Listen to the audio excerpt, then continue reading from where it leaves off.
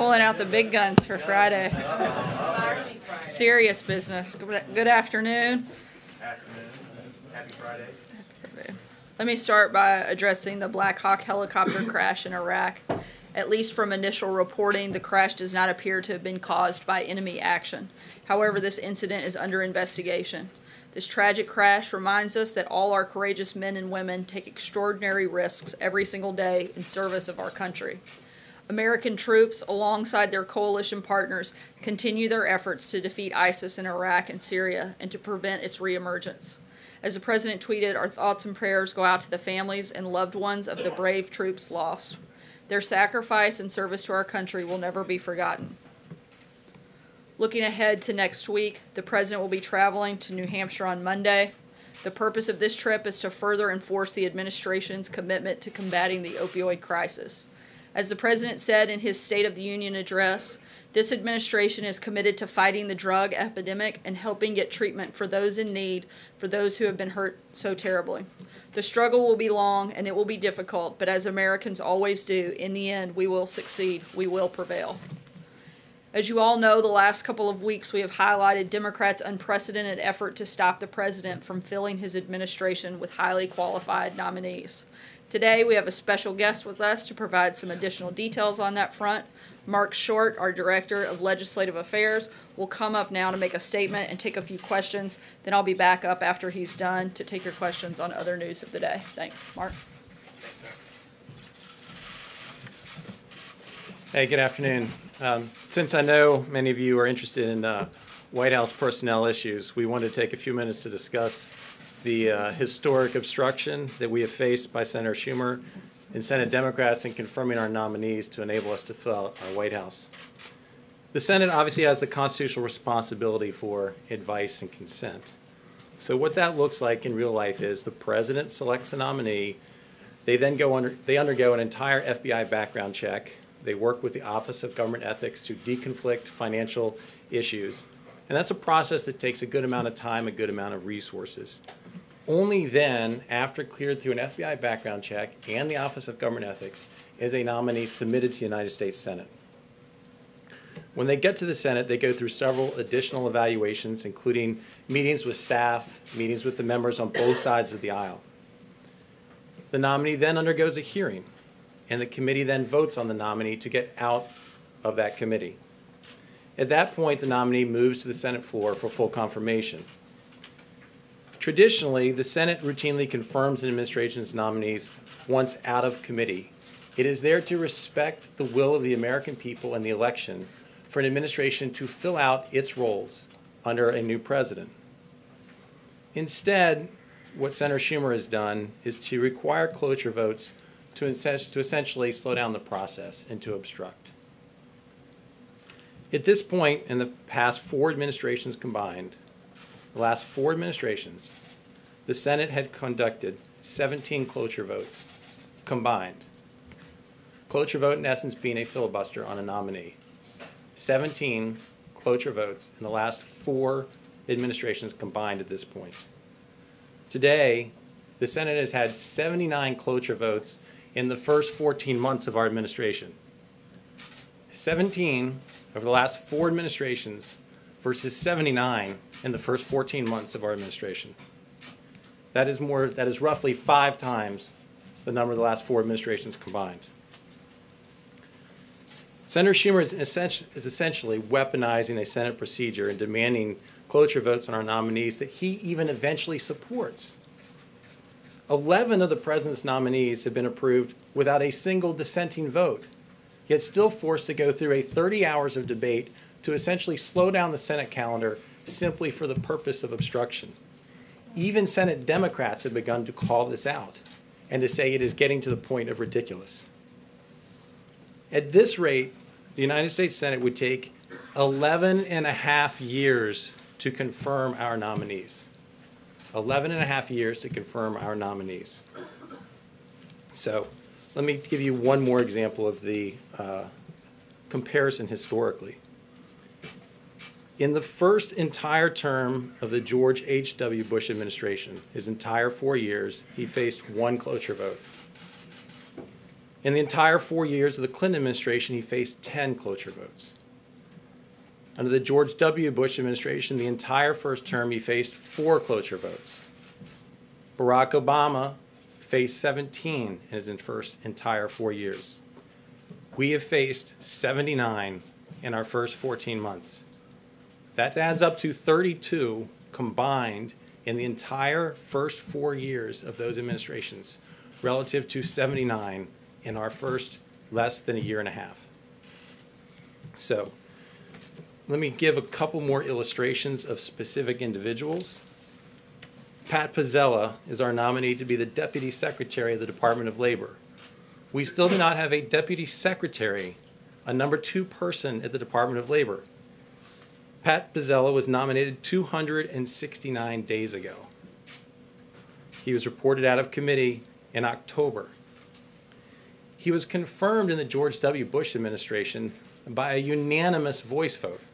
So he's already been confirmed by a previous Congress without any dissension. And yet, 269 days later, we still do not have a Deputy Secretary at the Department of Labor. At the EPA, Deputy Administrator Andrew Wheeler. He was nominated 152 days ago. Scott Pruitt still to this day does not have a deputy, a number 2 serving at the EPA. He was reported out of committee in November. Yalim Poblit will be Assistant Secretary for Arms Control at the Department of State when confirmed.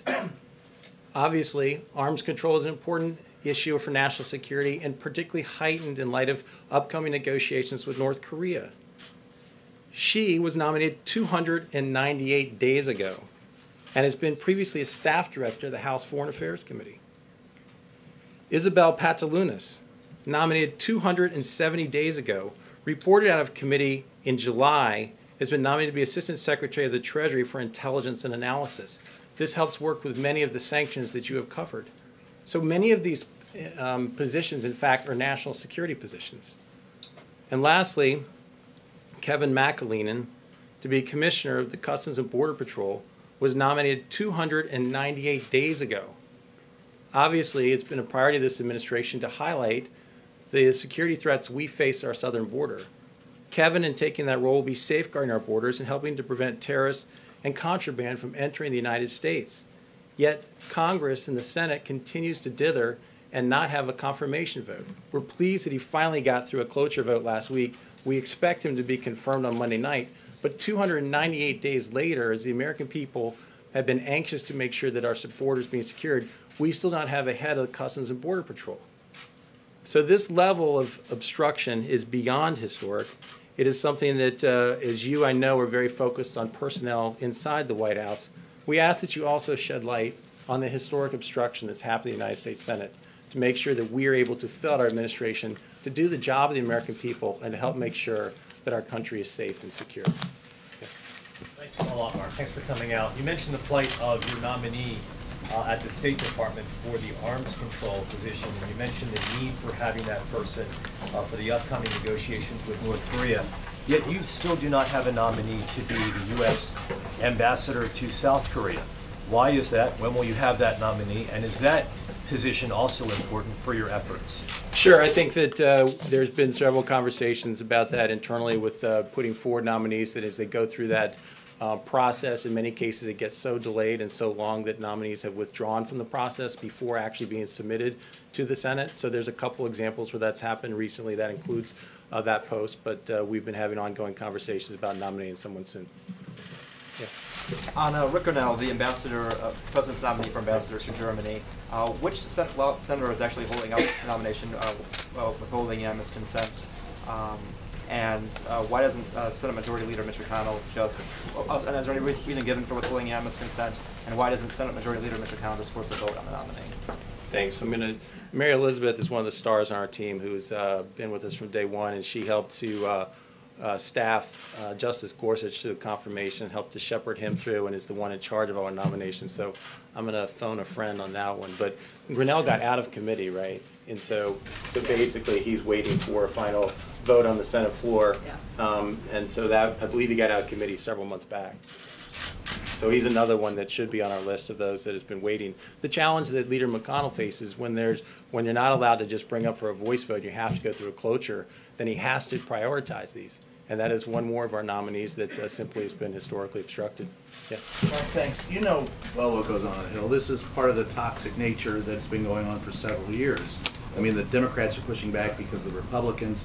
What are you doing to ease or water down that toxicity? What can you do? And secondly, explain to those who don't understand how it is that a minority party, when you control both the Congress, both the House and the Senate, how you're unable to get it through, because that is one of the big stumbling blocks for people to understand why you're complaining. Right. Well, I think that the reality is that this is a Senate process. It's not a House process. But as you nominate the candidate to the Senate for a personnel issue, the Senate has the ability to go through the nomination process, the committee process, but it requires a supermajority to get past the motion to proceed.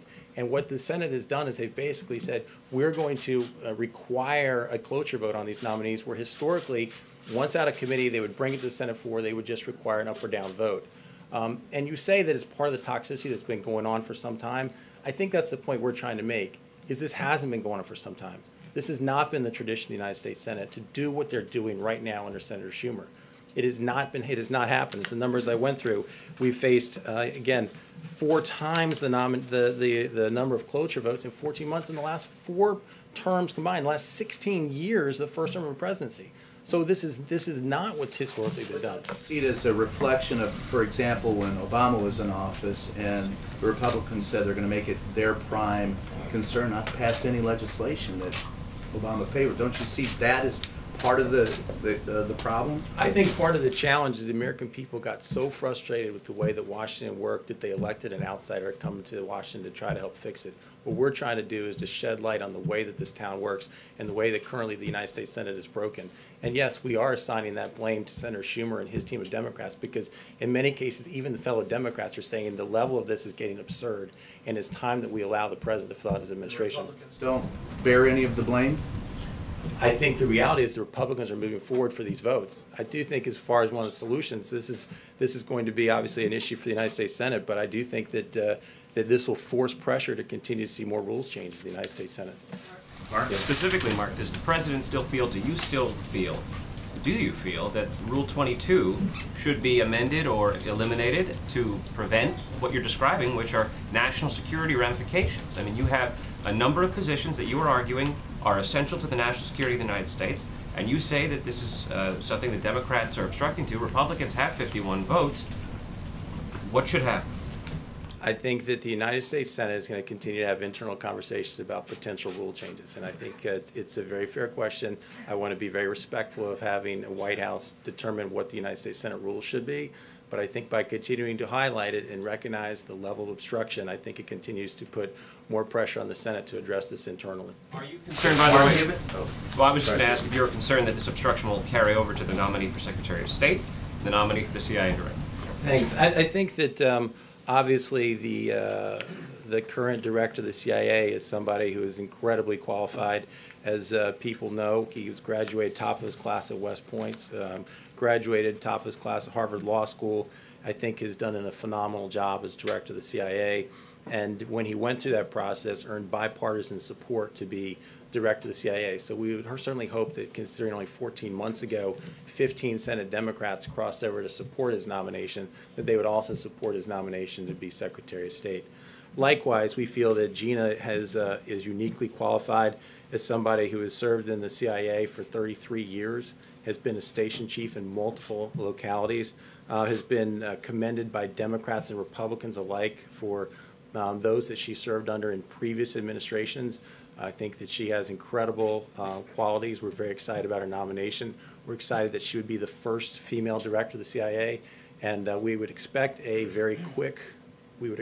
quick hearing and moving forward with the vote, because these are very critical national security positions. Mark, has the president had any personal conversations with Senator Schumer about this obstruction, in your words, specifically, as he's been having conversations about infrastructure and other matters? Has he had Senate Democrats over here? And why haven't we heard more from him talking about this? And also, do you believe that just given the backlog here, how many more confirmation hearings can this Senate withstand as it leads to other potential personnel announcements that we may or may not be seeing in the coming days here? I think you're going to, I think the president has been vocal about this. I think that perhaps I'm a warm-up act for him making a larger foray into this to make his case to the American people that the obstruction has gotten ridiculous.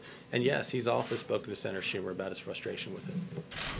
Is there the possibility that the president could offer something, make a deal where not everyone gets what they want, but has he offered anything to Senator Schumer in exchange for helping get some of these nominations through? I guess it's hard for me to understand what it is that we should be offering when the American people elect a president, elect a new administration to come in, and the expectation is they should be able to fill out their administration.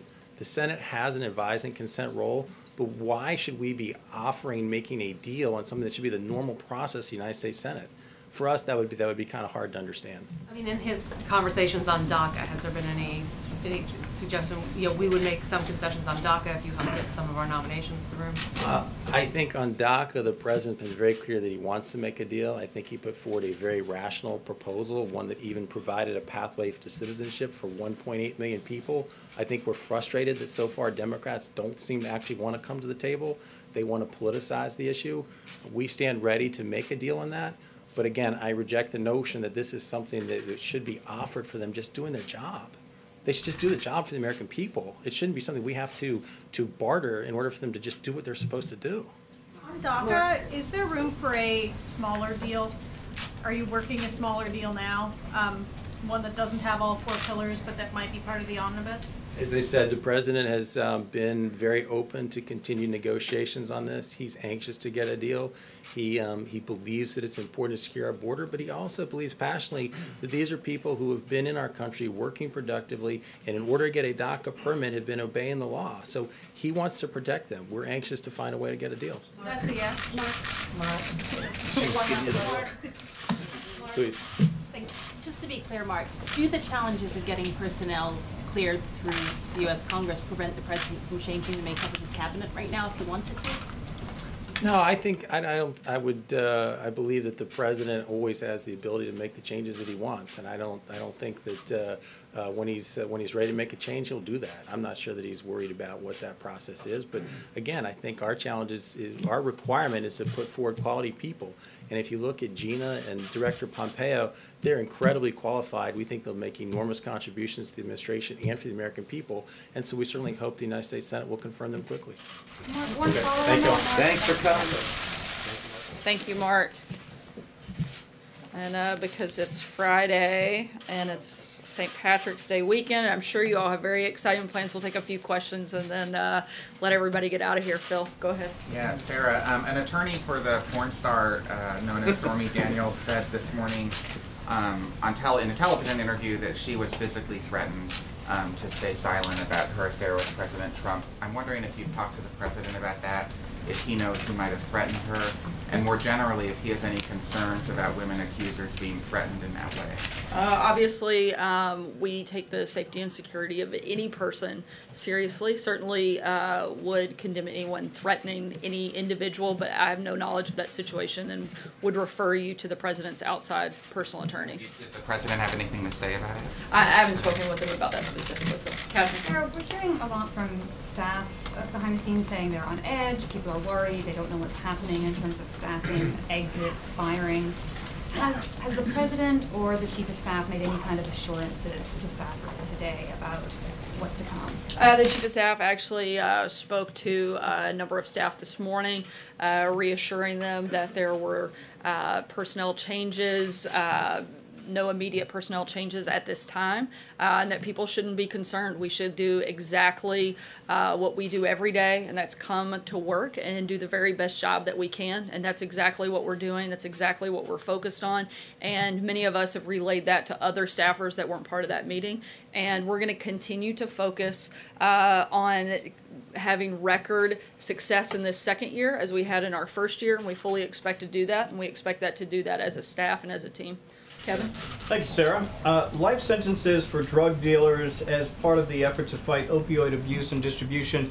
I'm just curious about the president's plan with respect to that and his thoughts on that. I know that you don't want to get ahead of what he may be about to announce, but broadly speaking, is the ultimate penalty something that should be on the table when it comes to dealing with drug dealers and opioid abuse? I'm not going to get ahead, as you said, of any potential policy rollouts that we may or may not have here at the White House. I can tell you the president is headed to New Hampshire on Monday to reinforce the administration's commitment to combating the opioid crisis. This builds on some of the previous action that the administration has taken, and we're going to continue to look for ways that we can combat that crisis. But in terms of specifics on a rollout, I don't have that. What I can tell you are some of the things that we have done, particularly with the president's budget, where it included $10 billion for HHS to combat the opioid epidemic by preventing opioid abuse and helping those who are addicted get access to overdose, reversal drugs, treatment, and recovery support services. Also empowered Attorney General Jeff Sessions, and he has announced the establishment of a team to help federal enforcement disrupt online illicit opioid sales. The Department of Veterans Affairs became the first hospital system to release opioid prescribing rates, and President Trump also signed the Interdict Act, which authorizes the appropriation of $9 million to U.S. Customs and Border Protection to prevent, detect, and interdict the unlawful importation of fentanyl and other synthetic opioids. Those are some things and steps that the administration has taken in terms of additional things and policies that we may roll out. I'm not going to get ahead of any potential announcements that may or may not happen next week. Sharika? Thank you. Sarah, you took to Twitter last night to ensure the public that McMaster's job was safe. But has the president spoken directly to either McMaster, Carson, Shulkin to tell them that their jobs are in fact safe? Again, like I said last night, and I'll echo it again, I spoke directly to the president last night. He asked me to pass that message along to General McMaster. I know the two of them have been in meetings today. Whether or not that came up, I don't know. But again, our focus is not on a lot of the news stories that you guys would like us to be focused on, but we're actually focused on what the American people want us to do, and that's to come here and do our jobs. General McMaster is a dedicated public servant, and he is here not focused on the news stories that many of you are writing, but on some really big issues, things like North Korea, things like Russia, things like Iran. That's what he's doing, and that's what we're going to continue to be focused on every single day that we show up for work. Pointed out, there is an issue when you look at the number of people that you're hoping to confirm. So to look at the people in these top positions that continue to change, just wanting to know if the president gave assurances to Carson, to Shulkin, as well as McMaster, that their jobs are in fact safe. Look, we aren't making any, as I just said, we don't have any personnel changes at this time, but the president shouldn't be bound because Democrats in the Senate can't do their job. If the president wants to be able to make a change because he feels like it's the right thing for the American people, his hands shouldn't be tied because Democrats failed to do what they were elected to do.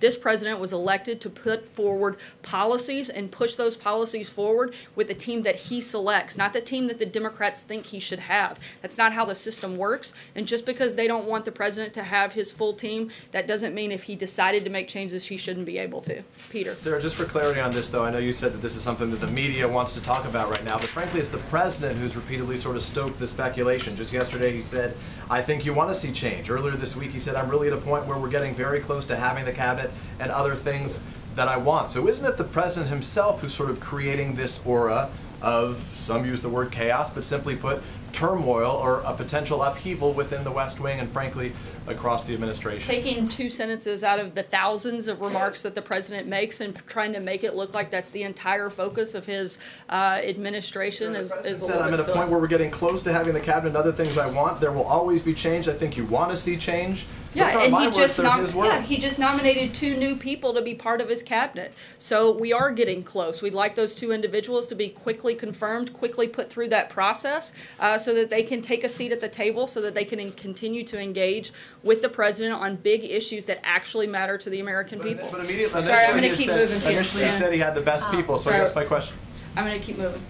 It's been a week since the U.S. accepted the North Koreans' offer for a meeting. Can you give us any update? Has the U.S. had any direct or indirect contact with the North Koreans, or are you still relying right now on this offer from the South Korean delegation? I'm not going to go into details on the internal U.S. government preparations, but I will say that this is a comprehensive approach in support of the president, and we're continuing to move forward with those conversations. Anything on timing? I know there's been talk of Still May. no updates on time or location. Dave? Thanks, Sarah.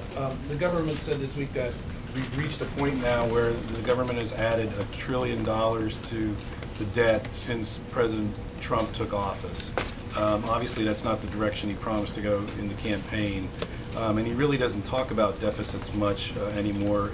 Has he given up on cutting deficits? Is he still concerned about it? What can he do about it?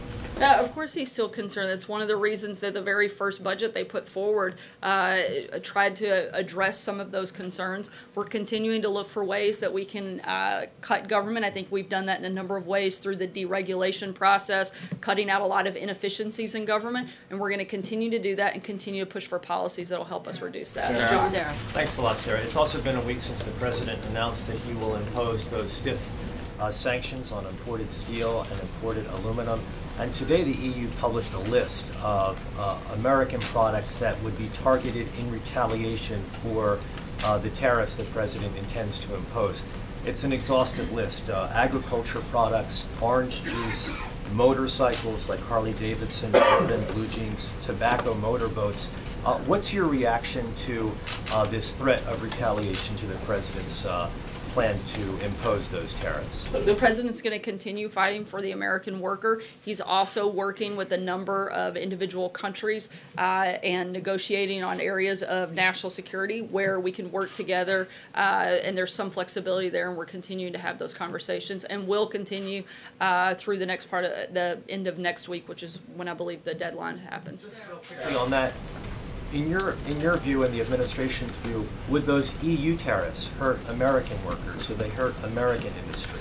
Again, we're going to continue to have those conversations with individual countries, and we'll keep you posted on specific policies that happen. Correct? Yeah. Sarah, you're calling for quick confirmation of the CIA director.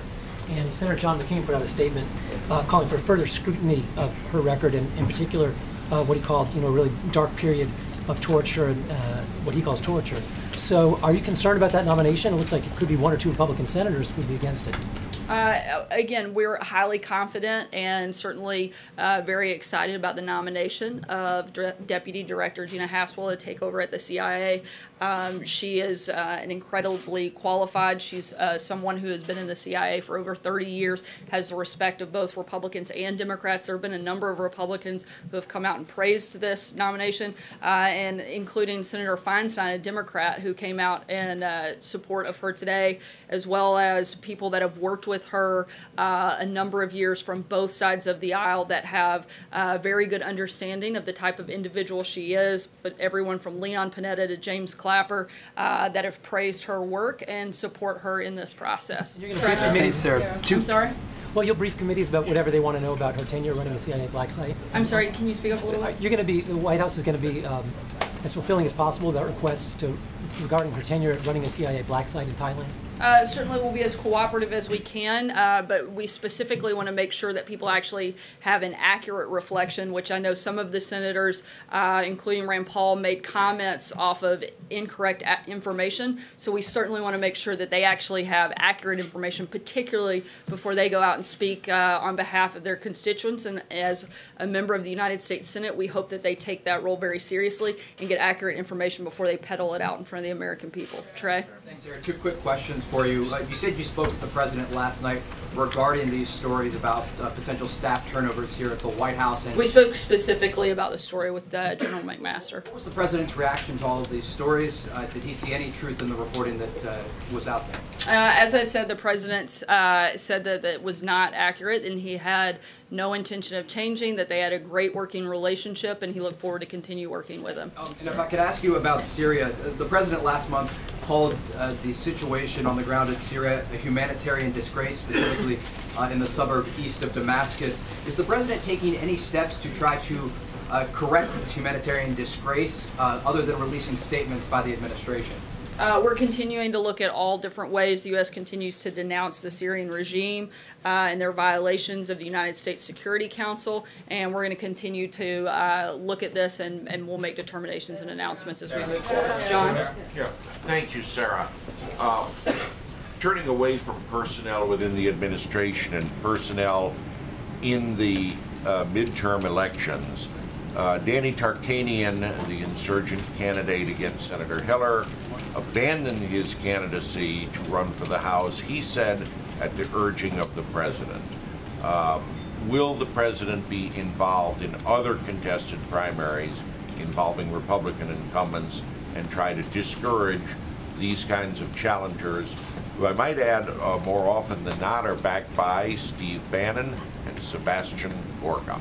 I can't get into any specific races due to a little thing called the Hatch Act, but I can tell you that the president is going to continue to support people that support his policies and his agenda, and certainly those will be the type of candidates he would look to support. Olivier? Thanks, Sarah. A couple in North Korea. One, I want to go back to Shannon's question. Has the United States received any direct or indirect confirmation that the North Koreans are interested, or is the United States still acting on the South Korean representation of their negotiations? Again, I can't get into the details of the preparations and the progress being made, but I can tell you that we're continuing to move forward in hopes of having the meeting take place. And then seizing the opportunity offered by Mark's presence here today, my understanding from talking to people in Congress is that the administration has been asking lawmakers to hold off on any new package of North Korea sanctions, telling them both that the executive branch powers are sufficient in case should the need arise to impose more,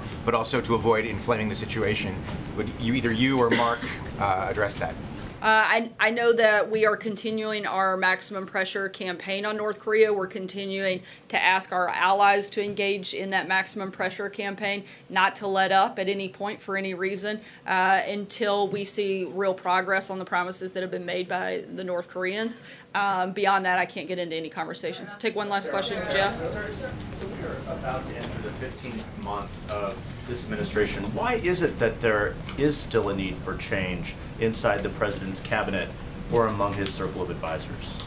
Look, as we've said many times before, you want the right people for the right time, and as policy priorities change, that means that sometimes you're going to have personnel change. That's not different for this administration as it has been in any other administration, and we're going to continue to add new staff regularly. I'll take one last question. Sorry, I enjoy the drama. No, I did tell her enjoy the before drama. Sorry, Jeff. I'm going to go to your colleague here. Last question. Thank you.